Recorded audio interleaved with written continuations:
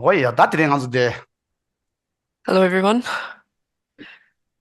So today we're starting a new topic for 2024. In 2023, we completed the stages of the path in common with the smaller capacity persons. So now, as we're approaching Sakadawa, the period of time in which the Buddha achieved enlightenment, it's a great time to start this topic of the stages of the path in common with the medium scope beings. So important for all of us is to set a correct motivation as we approach this. So contemplate through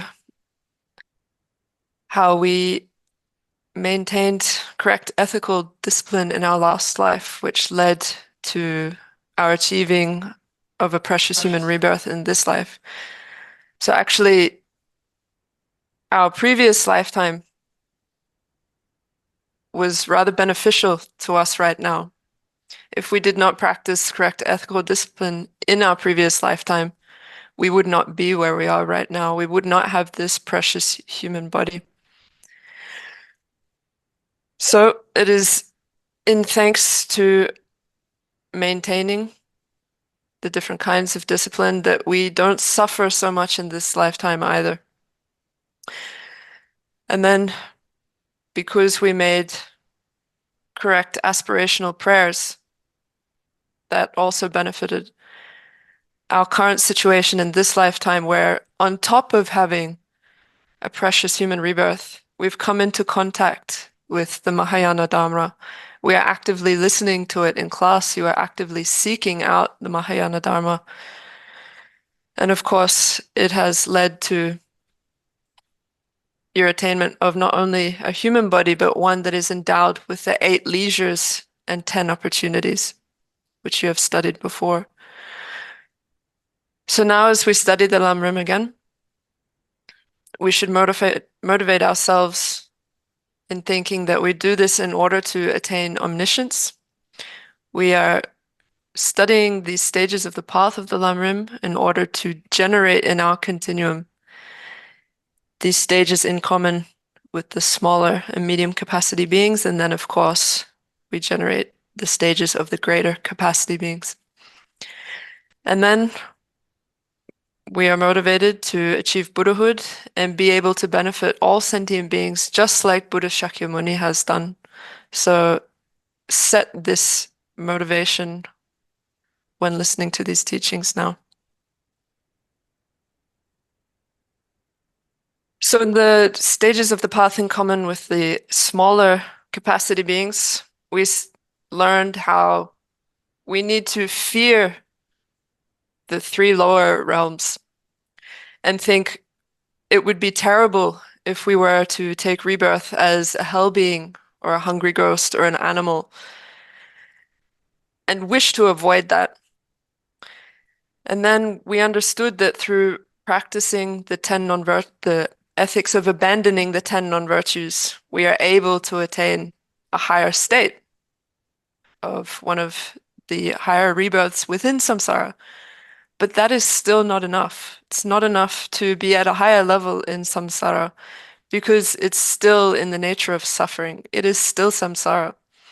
So now that we're training with the path in common with middling capacity beings, we think, okay, we need to free ourselves from samsara in its entirety, not just the lower realms, but all of it. So to give an overview of the paths in common with the middling capacity beings, we understand now that the motivation within this topic or within this training is to achieve liberation from samsara in its entirety. So to achieve the true cessation within our own continuum, that is the abandonment of samsara within its entirety. And therefore, to achieve that, we need to cultivate understanding of the Four Noble Truths primarily, and of course, the 12 links of dependent origination. And that's primarily what the paths in common with the middling capacity beings is about. So now, in this context of the paths in common with the middling capacity beings, we're going to start with the Four Noble Truths. And of course, the Four Noble Truths are like a succinct presentation of the Buddha's teachings in their entirety. Of course, when the Buddha first achieved enlightenment, the first teaching he gave to the fortunate group of five was the Four Noble Truths. And he taught that first because it is the most important teaching. If we do not have a good grasp of the Four Noble Truths, we do not have a good grasp on the essence of Buddhism.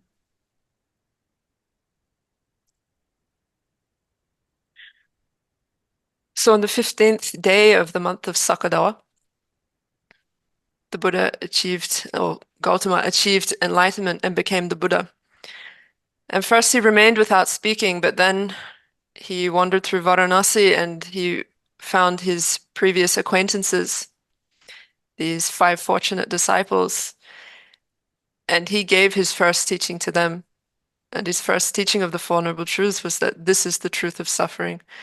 This is the truth of the origins. This is the truth of cessations. And this is the truth of the path.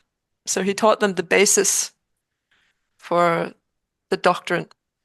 And this is the principal method of achieving liberation from samsara. Thus.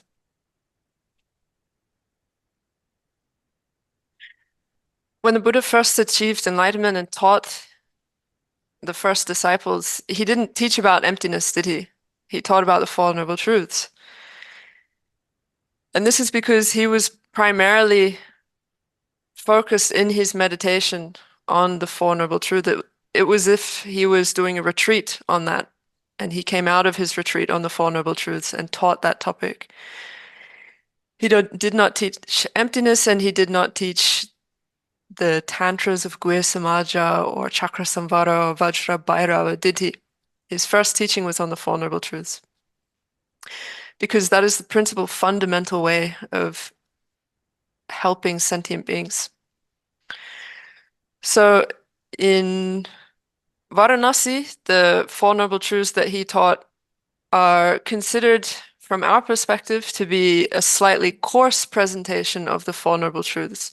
They're considered to be the principal presentation of the Four Noble Truths of the Hinayana tradition.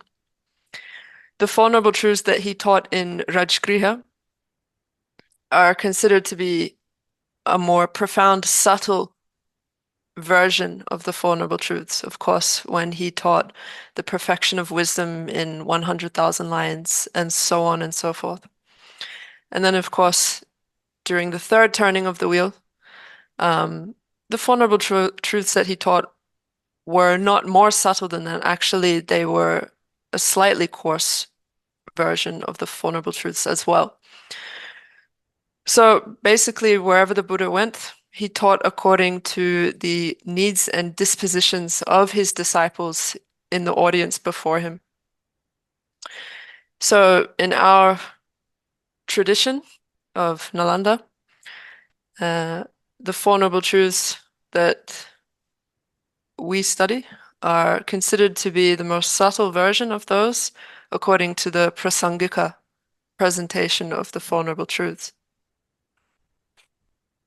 Some people are under the impression that the teachings on the Four Noble Truths aren't really important because they are a Hinayana teaching, right? They say, well, the disciples that the Buddha taught the Four Noble Truths to were Hinayana practitioners. They didn't have the highest resolve to achieve omniscience. And this teaching that was given to them is suitable for people with a lower resolve, not for practitioners of the Mahayana. But that thinking is fundamentally wrong. It's wrong in every way. When the Buddha first taught the Four Noble Truths, he taught this is the truth of suffering. Obviously, because this is a pervasive truth that we as sentient beings forever will need to identify. So the Four Noble Truths don't just pertain to Hinayana teachings or goals. They're in common with all vehicles, including the Mahayana. And it is presented in different levels of subtlety. So there are some teachings of some vehicles that you don't find in other vehicles. Of course, there has to be something that differentiates the vehicles. So, for example, what differentiates the Mahayana vehicle from the Hinayana vehicle is essentially bodhicitta and the aspiration to achieve enlightenment. And then, of course, these practices to develop bodhicitta, the perfections and so forth, which ultimately are done to achieve omniscience, are not in the Hinayana teachings because they're not suitable for beings of that kind of capacity who don't strive for omniscience, who don't want to. So it was not taught to them. So that, for example, is a teaching that's present in one vehicle but not the other. But the Four Noble Truths is not such a teaching. It is pervasive throughout all the vehicles. To demonstrate that the Four Noble Truths are important, Je Tsongkhapa, in his great treatise on the stages of the path, states that the teachings on the Four Noble Truths are found everywhere throughout the teachings.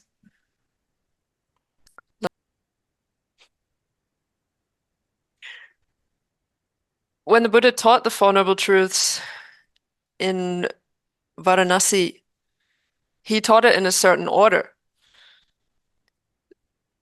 The Four Noble Truths can be taught in two different orders, actually. One order that accords with reality, right?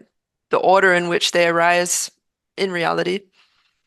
And then a second order, which he taught in Varanasi, which starts with the effects and then mentions its causes.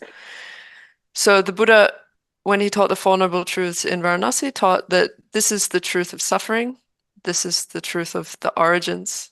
Now, of course, suffering is a result of its origins. But he taught suffering first because it matches with the order in which we practice or contemplate the Four Noble Truths. And therefore, suffering, its origins, cessations, and the path. So this kind of presentation is extremely skillful, and it was due to the Buddha's skillful means that he taught this order of the Four Noble Truths, which accords with the method of achieving liberation and contemplating the Four Noble Truths. Starting with the first truth of suffering, the Buddha said, this is the noble truth of suffering. We know this one quite clearly. We experience suffering through karma and afflictions, right? Those are the causes which have led to the suffering we experience now.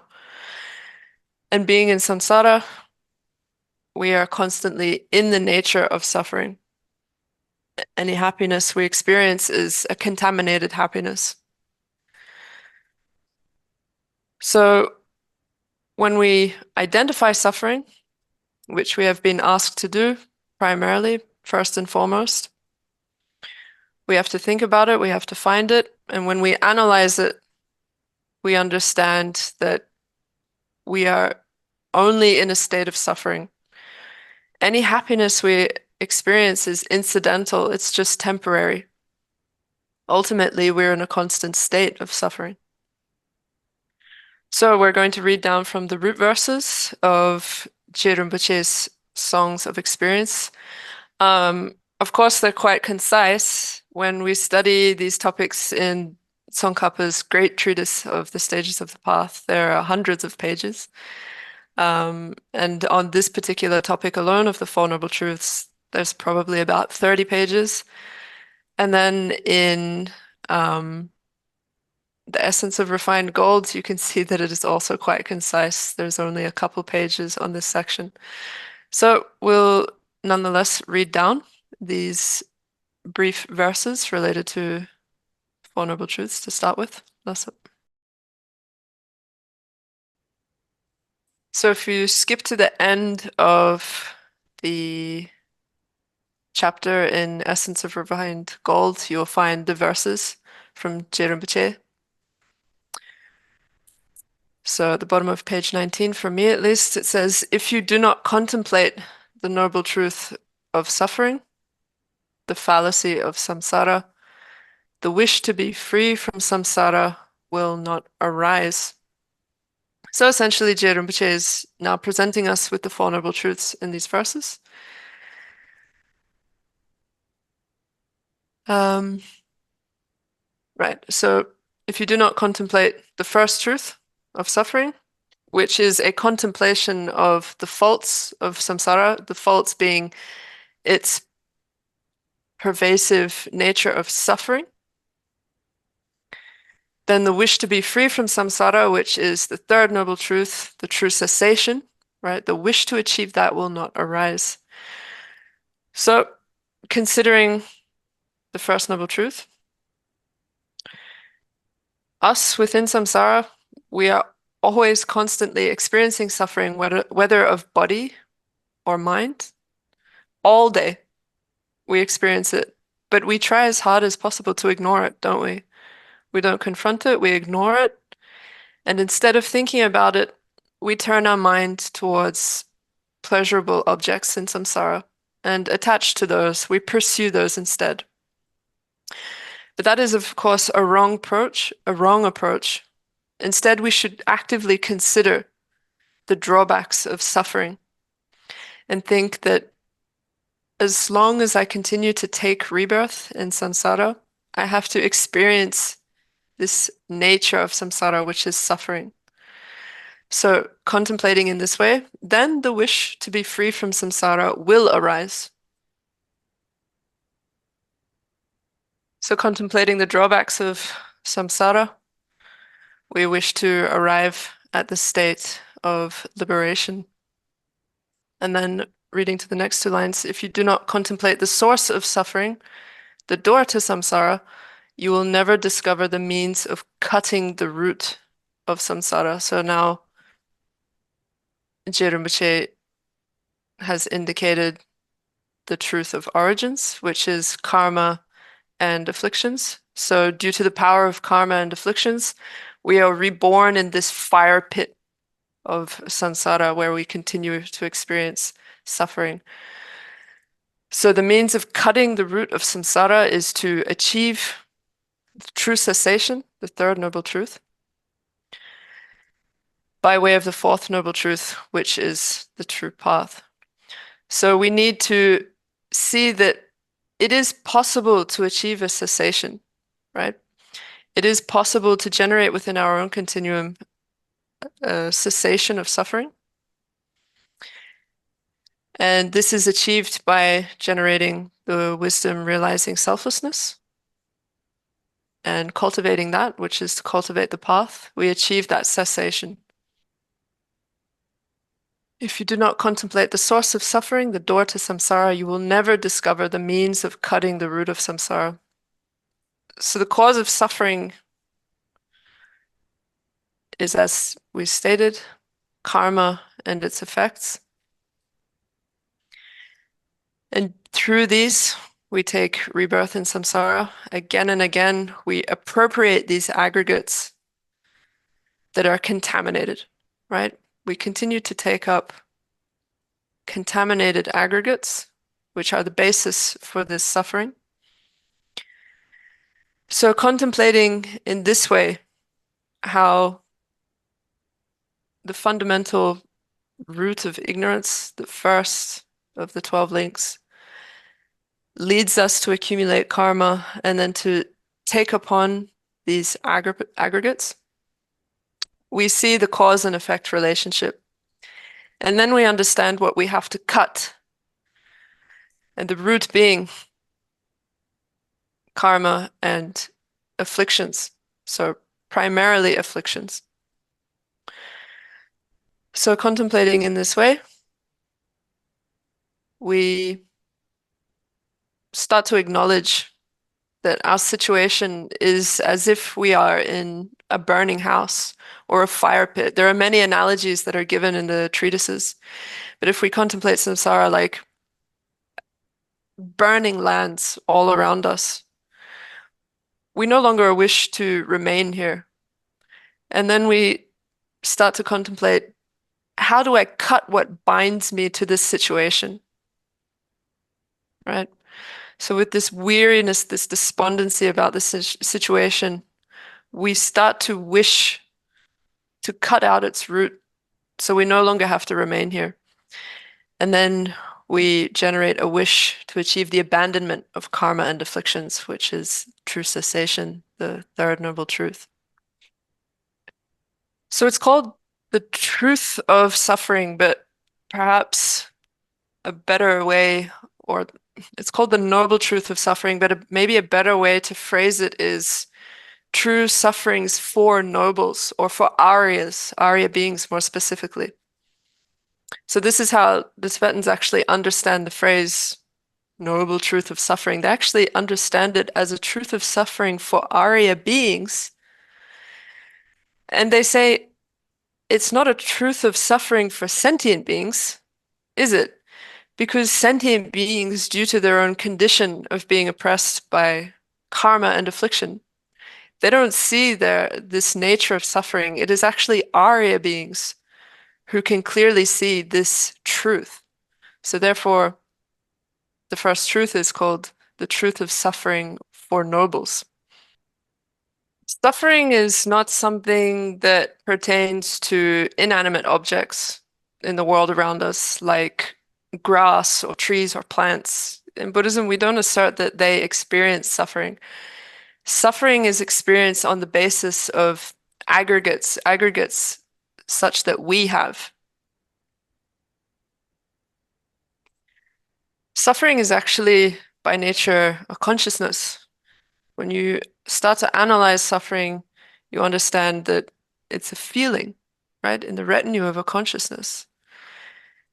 And this feelings in general can be either suffering, happiness, or neutral feelings. And they exist as part of our five contaminated aggregates, right? They're always with us. So we can experience these feelings of bliss, for example, of happiness that pertain to body or mind, and we can experience feelings of suffering that also pertain to our body or mind. So we can think of like a physical suffering that we readily identify, for example, a headache. That's quite straightforward and it's considered like a small suffering. It's not such a big deal.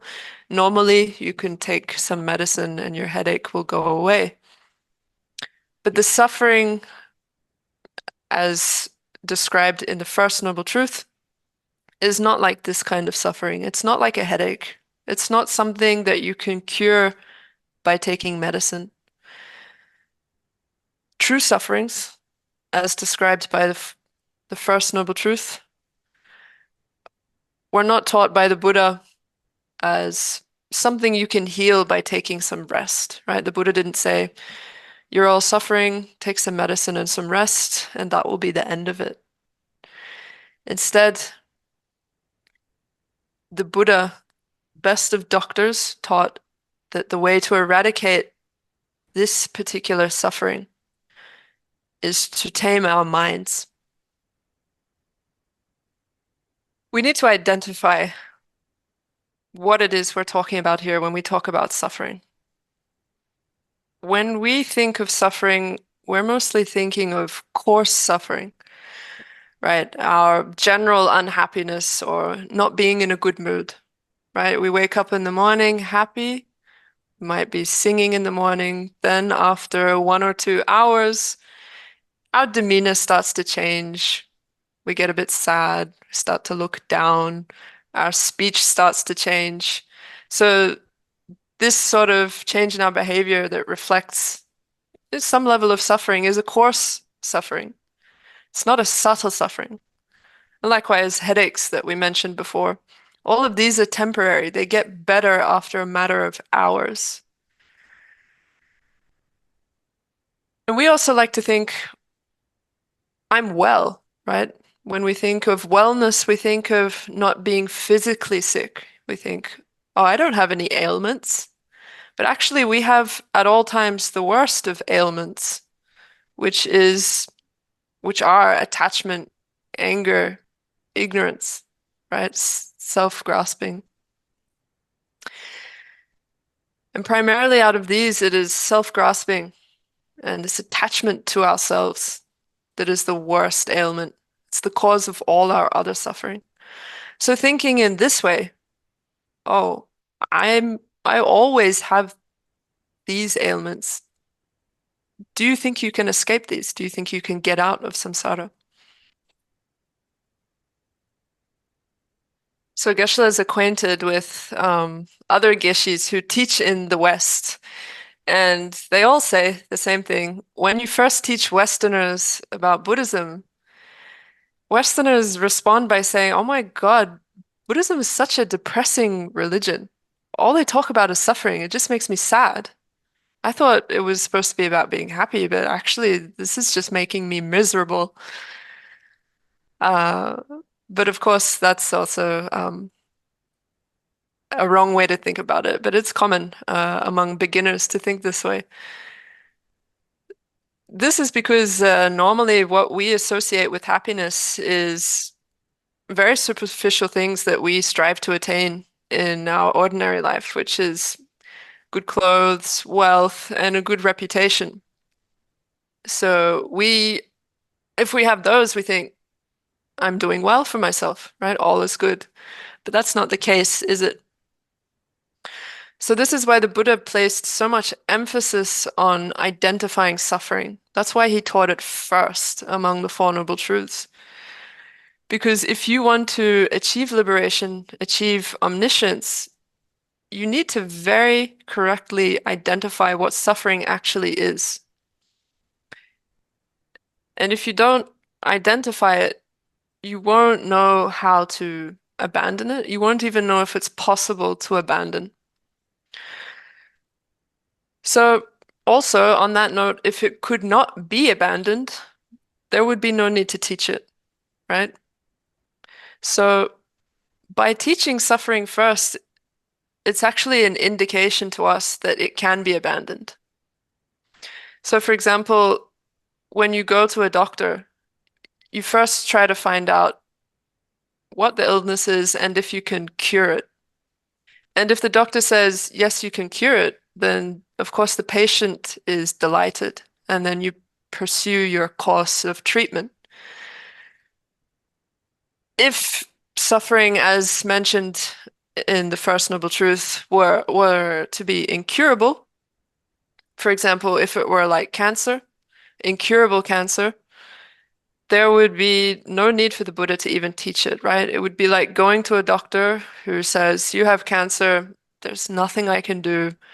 What you need now is palliative care, and you just give them a comfortable end to their life. But it's not like that at all. Actually, it's like the first example, it's a curable illness.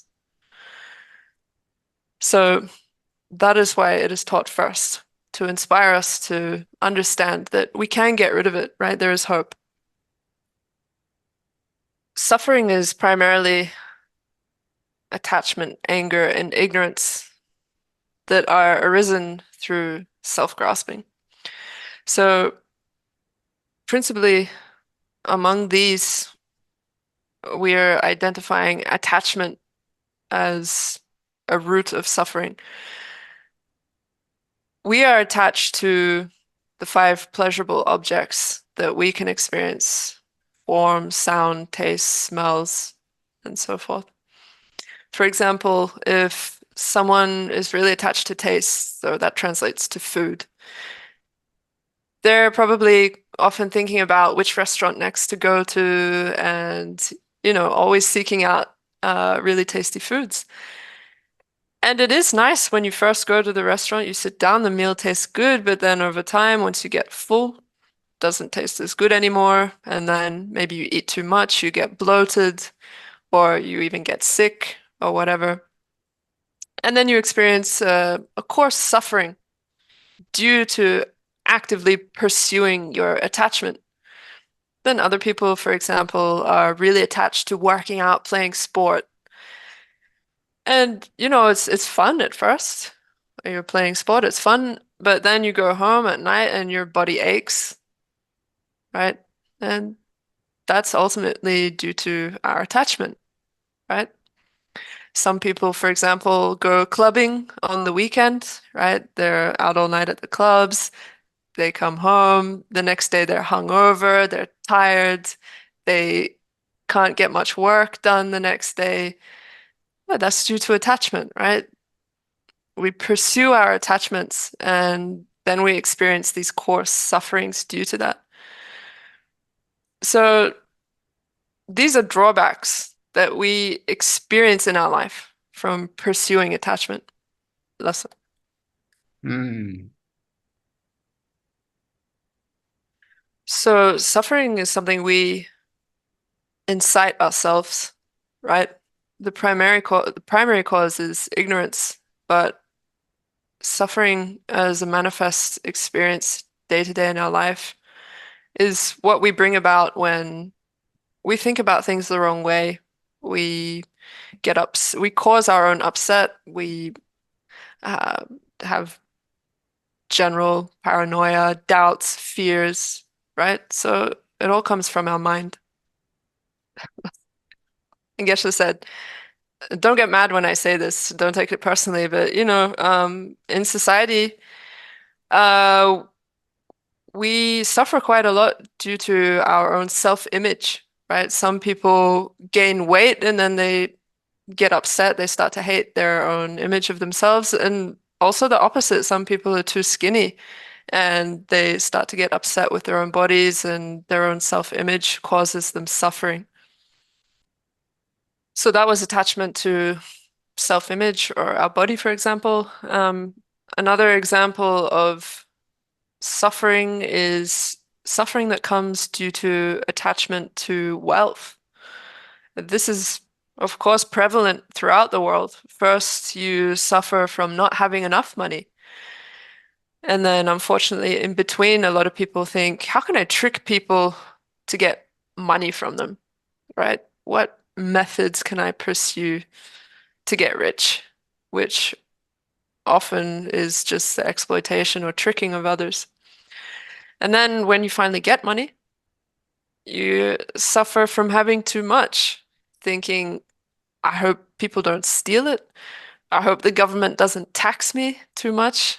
And you worry about theft and taxation.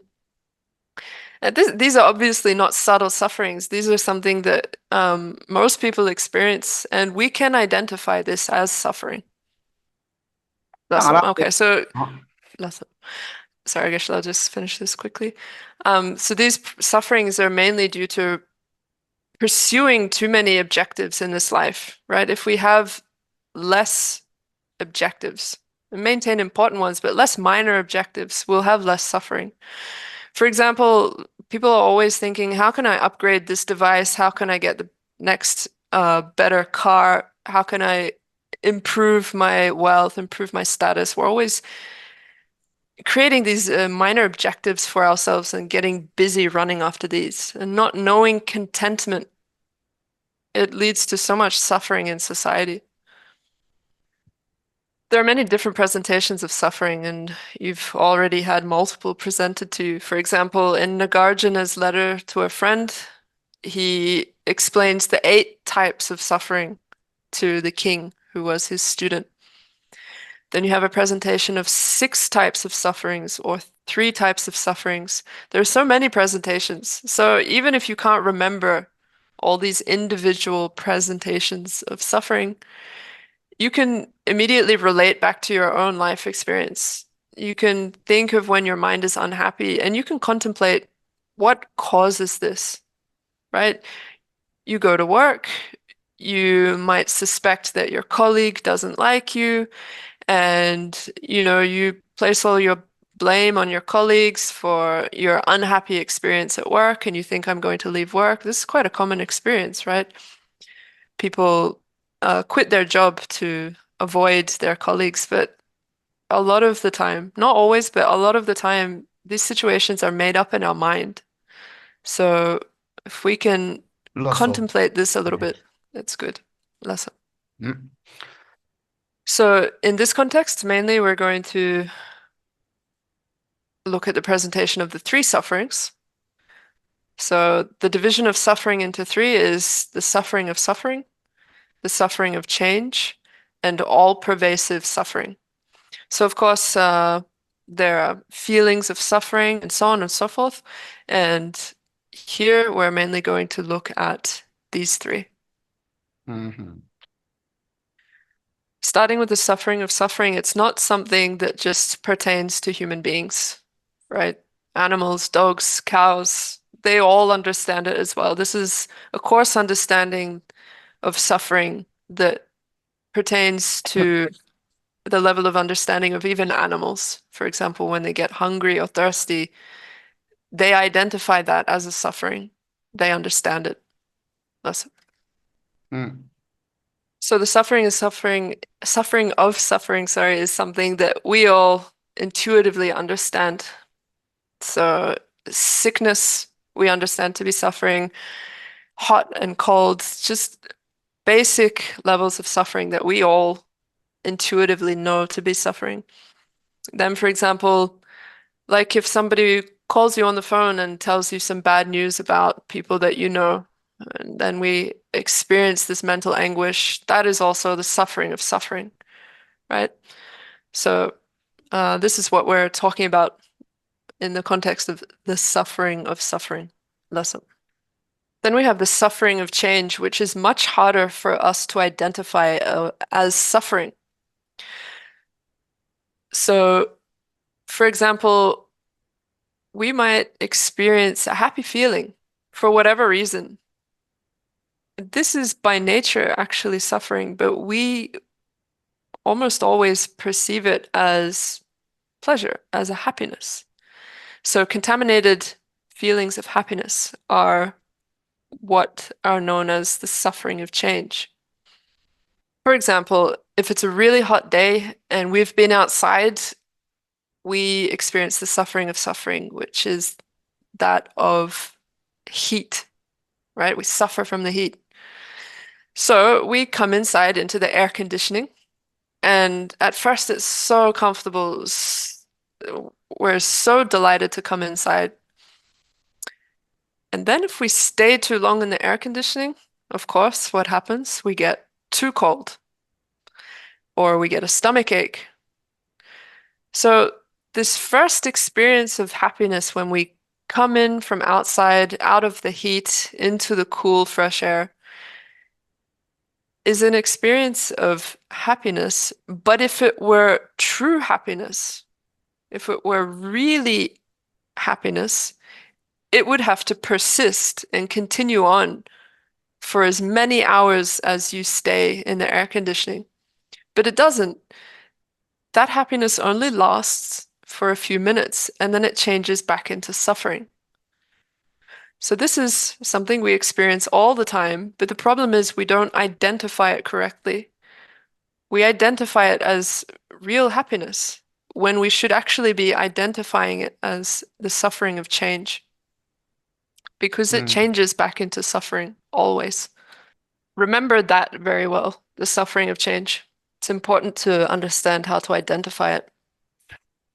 The third suffering, all pervasive suffering, is a more subtle suffering that is difficult to identify. Essentially, all pervasive suffering is our existence within a state in which we are always under the control of karma and afflictions.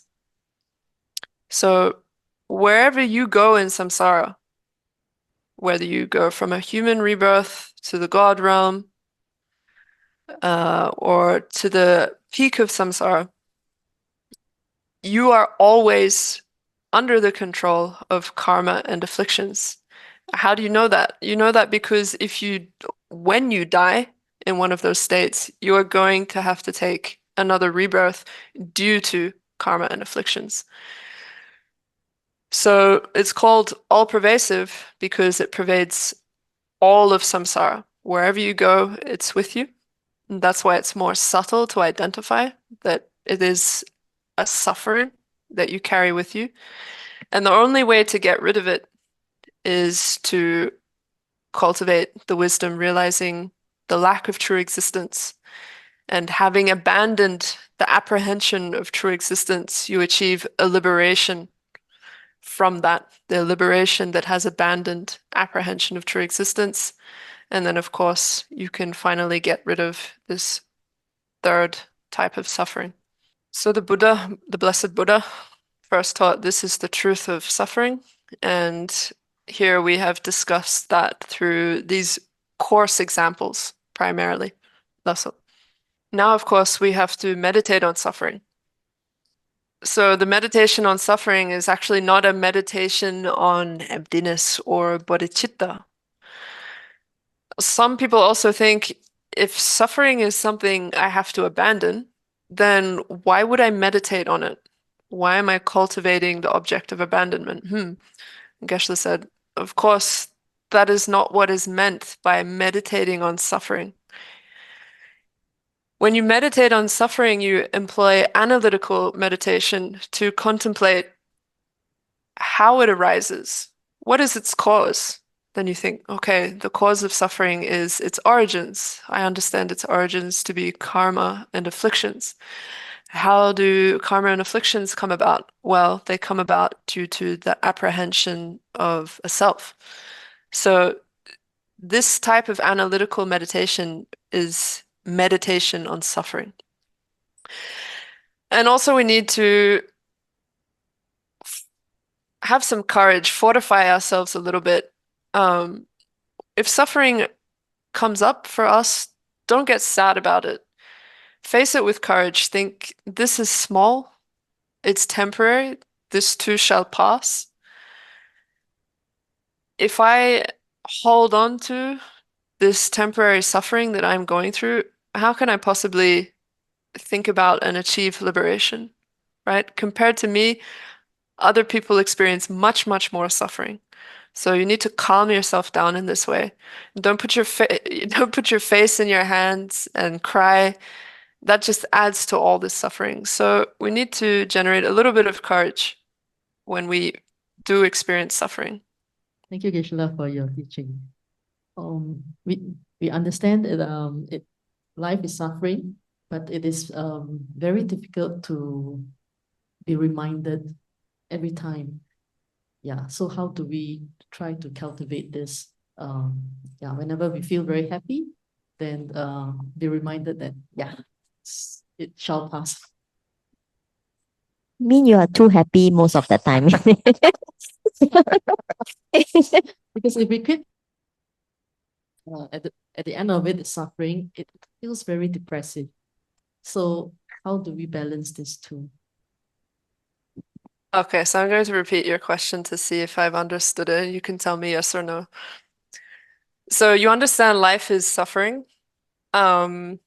It's very difficult to be reminded of that each time we suffer. But then the nature of your question sort of shifted.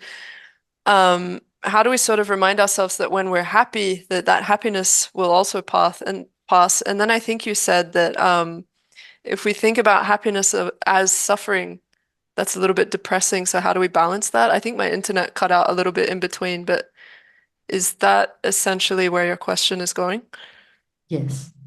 Well, we're beginners, aren't we? So this is obviously extremely difficult for us to contemplate and handle, actually, as a fact.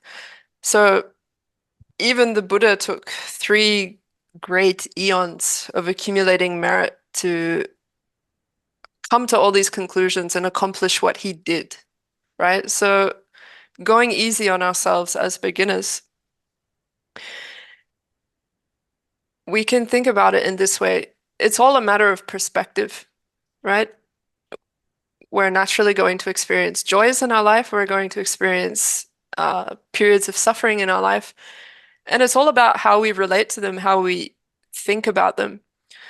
So if we approach all our joys as something we're absolutely overjoyed about and thrilled about, and all our sufferings as something to get so upset about, right? Basically overreacting to all of these, really grasping at them to be true happinesses and true suffering that are everlasting. That's going to fundamentally disturb our minds in our day-to-day life. That's not the correct perspective that we want to cultivate. The kind of perspective we want on these occurrences of happiness and suffering in our life is something that's a little bit more balanced. So, of course, it's perfectly okay to experience happiness in our life. And when we do, to not get so attached to it, to not think, this is going to last forever, or I hope it lasts forever, because that's simply not true. And likewise, when we get sad, we shouldn't lament about it. Like when we experience some suffering, we shouldn't get completely despondent about it. We should rather think that's samsara, right? And therefore, when you experience some joy, some happiness, you can enjoy it while it lasts. Be happy that you have this pleasant experience and enjoy it while it lasts. Don't get overly attached to it. Don't hope that it lasts forever. And likewise, when you experience some suffering, you don't get overwhelmed by that suffering. You think this too shall pass, and it's in the nature of samsara to experience suffering. So I hope that answers your question.